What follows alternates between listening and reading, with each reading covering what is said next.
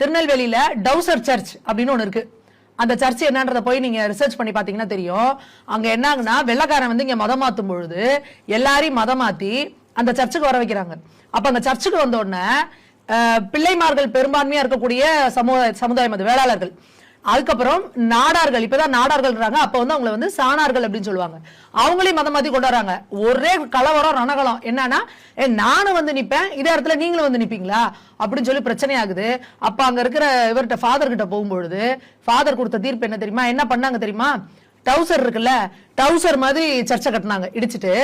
இந்த பக்கம் ஒரு காலு, இந்த பக்கம் ஒரு காலு, எப்படின்னா கொஞ்சம் உயரமா வச்சு வெள்ளாளர்கள், அவங்க உயர்ந்த ஜாதி, அதனால அவங்க வருவாங்க. இந்த பக்கம் இவங்க வந்து கொஞ்சம் தாழ்ந்தவர்கள், அதனால இவங்களுக்கு கொஞ்சம் பள்ளமா வச்சு இவங்க வருவாங்க. இவங்க முகத்தை இவங்க பாத்துக்க மாட்டாங்க, இவங்க மட்டும் தான் நேரா வந்து கும்பிடுவாங்க. அடுத்து ஃபாதர் வர்றாருல, ஃபாதர் வந்து இந்த பக்கம் போனாலும் பிரச்சனை, இந்த பக்கம் வந்தாலும் பிரச்சனைன்னு ஃபாதர் வர்றதுக்கு தனியா ஒரு பாதை, நடுவுல ஒரு சவுறு கட்டி ஃபாதர் தனியா வந்து இது பண்ணுவாரு. அப்ப இந்த மாதிரி டவுசர் சர்ச்சுன்னு சொல்லி பட்டியல